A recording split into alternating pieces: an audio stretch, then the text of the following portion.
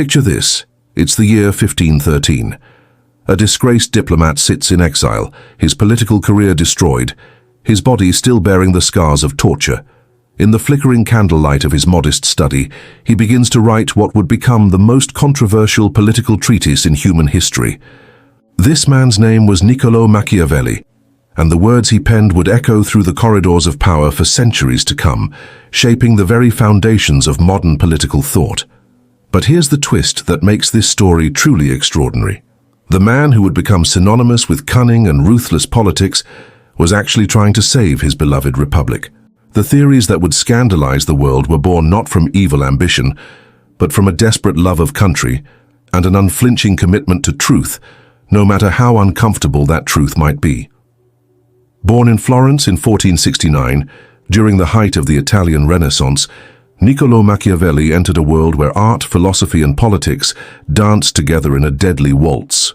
This was an era of magnificent contradictions, where the same hands that created breathtaking masterpieces also orchestrated brutal assassinations, where poetry and poison were equally valued currencies in the game of power.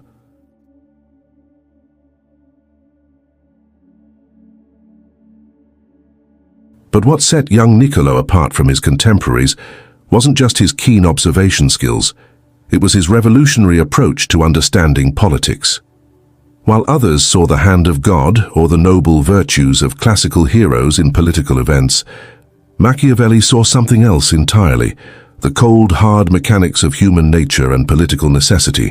In 1498, at the age of 29, Machiavelli was appointed as second Chancellor of the Florentine Republic.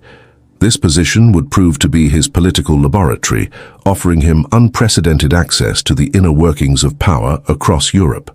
For 14 years, he served as Florence's eyes and ears, conducting diplomatic missions that read like episodes from a political thriller. He negotiated with the notorious Cesare Borgia, a man whose name alone could strike fear into the hearts of seasoned warriors. He witnessed Borgia's brilliant military campaigns and his equally spectacular downfall. He observed the master manipulator, Pope Alexander VI, orchestrate political schemes that would make modern spin doctors seem like amateurs. He studied the French King Louis XIV's strategic blunders in Italy and watched as the Spanish and German forces carved up Italian territories like a feast. But perhaps most importantly, Machiavelli saw the tragic consequences of political idealism. He watched as leaders who governed by noble principles rather than practical realities led their states to ruin. He witnessed firsthand how the gap between how we ought to live and how we actually live could destroy entire civilizations. These experiences were searing themselves into his memory, creating the raw material for theories that would fundamentally change how humanity thinks about politics, leadership, and power. But from this personal destruction came intellectual resurrection. Stripped of his political position, banned from the city he loved, Machiavelli channeled his pain, his observations, and his profound love for Florence into what would become The Prince, a work so revolutionary that it's still debated, quoted, and feared more than 500 years after its creation. The genius of Machiavelli wasn't that he invented political manipulation. Humans had been scheming for power since the dawn of civilization. His genius was that he had the intellectual courage to study power as it actually worked, rather than as philosophers and theologians thought it should work. He became the first true political scientist, applying empirical observation to the study of politics in the same way that his contemporary Leonardo da Vinci applied it to the study of human anatomy. Here lies the heart of Machiavelli's revolutionary contribution to human thought, the radical separation of political effectiveness from traditional moral virtue. This wasn't because Machiavelli was immoral or evil, quite the contrary. He was a man who loved his republic so deeply that he was willing to sacrifice his own moral comfort to save it. Machiavelli's central insight was devastatingly simple yet profound. A leader who always acts according to traditional Christian virtues, who is always honest, always generous, always merciful, will inevitably be destroyed by those who are willing to lie, steal, and kill when circumstances require it. In a world where your enemies don't play by moral rules, moral purity becomes not just impractical, but actively dangerous to those you're supposed to protect. This led to his most famous and misunderstood principle. It is better to be feared than loved, if you cannot be both. This wasn't the motto of a tyrant, but the desperate calculation of a man who had seen too many good leaders fail because they prioritized being liked over being effective. Consider the contemporary relevance of this insight. Every modern leader, from CEOs to presidents, faces the same fundamental tension. The executive who refuses to make difficult layoffs to save the company may doom all employees to unemployment. The president who won't authorize controversial but necessary military action may leave their nation vulnerable to far greater threats. The parent who never disciplines their child may raise someone unprepared for the harsh realities of life. This brings us to what scholars call the Machiavellian paradox, the idea that sometimes we must do evil that good may come. This concept has become one of the most influential and controversial ideas in political philosophy, and its implications extend far beyond government into every area of human leadership and decision-making. Machiavelli argued that there are two types of morality: private morality, which governs our personal relationships and individual conduct, and public morality, which governs our responsibilities to larger communities and future generations. Sometimes these two moral systems come into conflict, and when they do, a leader must choose the greater good over personal moral purity. This principle resonates powerfully in our contemporary world. Consider the moral dilemmas faced by modern leaders. Should a president authorize the torture of a terrorist if it might prevent a nuclear attack on a major city? Should a pharmaceutical company's CEO prioritize profits that fund future life-saving research over providing free medication to the poor? Should a judge sentence a single mother to prison for a crime that, while real, was committed out of desperation to feed her children? These aren't abstract philosophical puzzles. They're the kinds of decisions that leaders face every day. Machiavelli's insight was that refusing to engage with these moral complexities doesn't make you more virtuous. It makes you irresponsible. In international relations, Machiavellian realism forms the backbone of modern geopolitical thinking. The concept of balance of power, the idea that nations should form alliances based on strategic necessity rather than shared values, comes directly from Machiavellian analysis. When the United States allied with Stalin's Soviet Union to defeat Hitler's Germany, that was pure Machiavellian logic. Sometimes you must work with lesser evils to prevent greater ones. The nuclear doctrine of mutually assured destruction that prevented World War III during the Cold War was fundamentally Machiavellian in its logic. Sometimes the threat of terrible consequences is more effective than moral appeals for peace. Even today's discussions about China's rise as a global power are conducted in essentially Machiavellian terms. How do existing powers maintain stability and protect their interests while accommodating the legitimate ambitions of rising powers? But Machiavelli's influence extends far beyond international politics into the world of business and organizational leadership. Modern management theory is deeply infused with Machiavellian insights, though often without acknowledging their source. Consider the contemporary debate about disruption in business. When a company like Netflix destroys the DVD rental industry, or when Amazon devastates traditional retail, that's essentially Machiavellian strategy in action, the willingness to embrace creative destruction for long-term competitive advantage. The executives who led these transformations had to be willing to be feared by their competitors and even by some of their own employees who were comfortable with the old ways of doing business. The principle that it is better to be feared than loved has been translated into modern leadership theory as the difference between being respected and being liked. Effective leaders understand that making tough decisions, firing underperforming employees, cutting popular but unprofitable product lines, forcing difficult organizational changes, requires a willingness to accept temporary unpopularity in service of long-term organizational health. Even the modern emphasis on data-driven decision-making reflects Machiavellian thinking. The idea that decisions should be based on empirical observation of what actually works rather than what we think should work or what makes us feel good about ourselves. Perhaps nowhere is Machiavelli's relevance more apparent than in our current digital age. The internet and social media have created new forms of power and influence that would have fascinated the Florentine strategist. The battles for control of information, the strategic use of data, the manipulation of public opinion through algorithmic targeting, these are all fundamentally Machiavellian phenomena. Consider how modern political campaigns operate. The sophisticated use of polling data, focus groups and social media analytics to craft messages that will be most effective with specific demographic groups is pure Machiavellian strategy. Understanding your audience and telling them what they need to hear to achieve your political objectives, rather than simply stating your personal beliefs and hoping for the best. The rise of fake news and information warfare between nations represents a new frontier of Machiavellian conflict. When Russian operatives create fake social media accounts to influence American elections, or when corporations hire armies of bots to manipulate online conversations about their products, they're applying Machiavellian principles to digital domains. Even the debates about privacy versus security that dominate our contemporary political landscape are fundamentally Machiavellian in nature. How much individual privacy should we sacrifice for collective security? How much freedom should we give up to prevent terrorism, crime, or pandemic spread? These questions force us to grapple with the same tension between private desires and public necessity that Machiavelli identified 5 centuries ago. One of Machiavelli's most prescient insights was his understanding of human psychology, particularly the psychology of power and leadership. Long before formal psychology existed as a discipline, Machiavelli was conducting sophisticated analyses of human motivation, fear, ambition, and loyalty.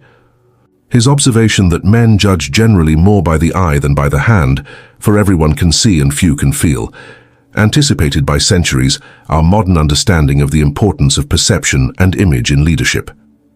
Today's emphasis on optics in politics, the carefully crafted public personas of CEOs, and the massive public relations industry all flow from this fundamental Machiavellian insight. How you appear to be is often more important than how you actually are. His analysis of the relationship between fear and respect has been validated by modern psychological research on authority and compliance. Studies show that people are indeed more likely to follow leaders they respect, which may include an element of fear, than leaders they merely like. The most effective leaders combine competence with a certain degree of unpredictability. They inspire both confidence and caution. Machiavelli's understanding of loyalty, that it must be earned through a combination of benefits and consequences rather than simply assumed, predates modern organizational psychology by centuries. His insight that friendships that are obtained by payments and not by greatness or nobility of mind may indeed be earned but they are not secured perfectly describes the limitations of purely transactional leadership approaches. Perhaps Machiavelli's greatest gift to contemporary thought is his unflinching examination of the moral complexity inherent in all leadership positions. In an age of social media outrage and simplistic moral judgments, Machiavelli's nuanced understanding of ethical dilemmas is more relevant than ever. Consider the moral challenges faced by leaders during the COVID-19 pandemic. Governors and presidents had to make decisions that would inevitably cost lives no matter what they chose, impose strict lockdowns, and people die from suicide, domestic violence, delayed medical care, and economic desperation. Avoid lockdowns and people die from the virus. Every choice involved tragic trade-offs, and leaders who tried to avoid these hard choices often ended up making situations worse. This is quintessentially Machiavellian territory, the realm where there are no purely good choices, only choices between different types of necessary evil. Leaders who understood this, who were willing to make difficult decisions and accept responsibility for their consequences, generally performed better than those who tried to avoid moral complexity through inaction or wishful thinking. The same dynamic plays out in corporate leadership, military command, and even family decision-making. The parent who must choose between spending time with their children and working extra hours to pay for their children's education faces a Machiavellian dilemma. The doctor who must decide how to allocate limited resources between patients faces Machiavellian choices. the environmental activist who must decide whether to compromise with polluting industries to achieve partial progress, faces Machiavellian calculations. Two of Machiavelli's most important concepts, fortune, fortuna, and virtue, virtu, remain strikingly relevant to contemporary leadership challenges. For Machiavelli, fortune represented the uncontrollable elements of life: economic cycles, natural disasters, technological disruptions, pandemic diseases. Virtue represented the leadership qualities needed to navigate and overcome these challenges: adaptability, decisiveness, strategic thinking, and the courage to act in uncertain circumstances. Then the relationship between fortune and virtue plays out daily in our modern world. The COVID-19 pandemic was pure fortune, an external shock that no leader could prevent. But how different leaders responded to this challenge revealed their virtue. Some adapted quickly, made tough decisions based on limited information, and adjusted their strategies as new data became available. Others were paralyzed by uncertainty, made decisions based on wishful thinking rather than evidence, or refused to accept responsibility for necessary but unpopular choices. The same pattern appears in business. Market crashes, technological disruptions, and changing consumer preferences are examples of fortune, largely uncontrollable external forces. But how business leaders respond to these challenges, whether they adapt or rigidly stick to failing strategies, demonstrates their virtue. Machiavelli's insight was that fortune favors the prepared mind and the decisive leader. Those who understand that change is inevitable and who develop the mental flexibility to adapt to new circumstances will generally outperform those who assume that current conditions will persist indefinitely. One of the most fascinating aspects of Machiavelli's legacy is his complex relationship with democratic governance. While The Prince focused on autocratic leadership, Machiavelli actually preferred republican government and wrote extensively about the conditions necessary for successful democracy. His analysis of popular government contains insights that are remarkably relevant to contemporary democratic challenges. Machiavelli understood that successful democracy requires more than just elections and majority rule. It requires civic virtue among the citizenry, the willingness of individuals to sometimes subordinate their personal interests to the common good. It requires institutions strong enough to channel conflict constructively rather than destructively. And it requires leaders who can educate and inspire the public while still being responsive to popular will. These insights speak directly to contemporary concerns about democratic backsliding, polarization, and populist authoritarianism. Machiavelli would not be surprised by the rise of demagogues who appeal to popular emotions rather than reason, or by the tendency of democratic institutions to weaken when citizens become more focused on personal gratification than civic responsibility. His analysis suggests that maintaining healthy democracy requires constant vigilance and active cultivation of democratic norms and institutions. Democracy is not a natural state that maintains itself automatically. It's an artificial creation that requires continuous effort and occasional renewal. This perspective offers both hope and warning for contemporary democratic societies struggling with internal divisions and external pressures. In our interconnected global economy, Machiavellian principles operate on an unprecedented scale. The rise of China as a global superpower, the ongoing tensions between Russia and the West, the challenges of international cooperation on climate change, and the complex dynamics of global trade all reflect Machiavellian themes. China's Belt and Road Initiative, for example, is a masterpiece of Machiavellian strategy. By providing infrastructure investments to developing countries, China creates networks of economic dependency that translate into political influence. This isn't necessarily sinister. Many recipient countries genuinely benefit from improved infrastructure. But it's a clear example of how economic generosity can serve strategic purposes, exactly as Machiavelli would have predicted. Similarly, the use of economic sanctions as a tool of international pressure reflects Machiavellian logic. The idea that economic pain can be more effective than military force in changing behavior. The sanctions against Russia following its invasion of Ukraine represent an attempt to apply Machiavellian principles on a global scale, using economic consequences to deter political aggression. Even international cooperation on issues like climate change involves fundamentally Machiavellian calculations. Each nation must balance its immediate economic interests against long-term global survival, and successful climate agreements require the kind of strategic thinking and practical compromise that Machiavelli advocated. As we move deeper into the age of artificial intelligence and algorithmic decision-making, Machiavellian questions become even more complex and urgent. When algorithms determine who gets hired, who receives loans, who gets arrested, and even who sees what information on social media, we're dealing with new forms of power that Machiavelli could never have imagined, but that follow patterns he would recognize. The companies that control these algorithms wield enormous influence over human behavior and social outcomes. The decisions made by programmers at Google, Facebook, Amazon, and other tech giants affect billions of lives in ways that are often invisible to those being affected. This represents a new form of what we might call algorithmic sovereignty, power exercised through code rather than traditional political institutions. The challenges of regulating artificial intelligence involve classic Machiavellian dilemmas. How do we balance innovation with safety? How do we maintain human agency while benefiting from automated efficiency? How do we prevent the concentration of power in the hands of a few technology companies, while still encouraging technological progress?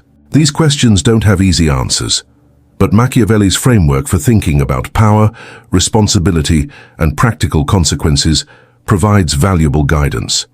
His emphasis on understanding how systems actually work, rather than how we wish they worked, is particularly relevant when dealing with complex technological systems that few people fully understand. While much of Machiavelli's analysis focused on political and military leadership, his insights apply equally well to the leadership challenges that ordinary people face in their daily lives.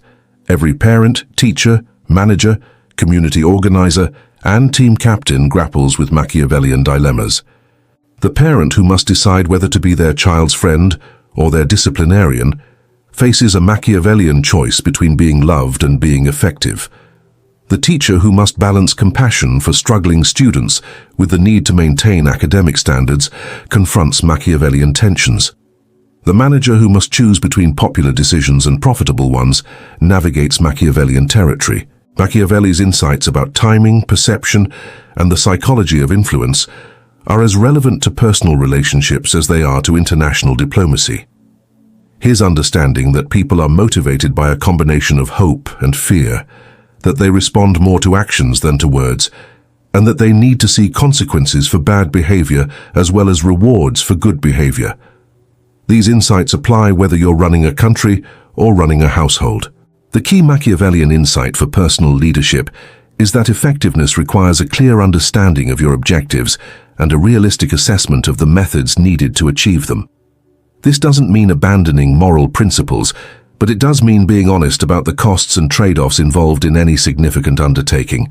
More than 5 centuries after his death, Machiavelli continues to provoke strong reactions. The word Machiavellian remains an insult, suggesting cunning manipulation and immoral scheming. This enduring controversy reveals something important about both Machiavelli's ideas and our own psychological defenses against uncomfortable truths. Machiavelli disturbs us because he forces us to confront the gap between our ideals and our realities.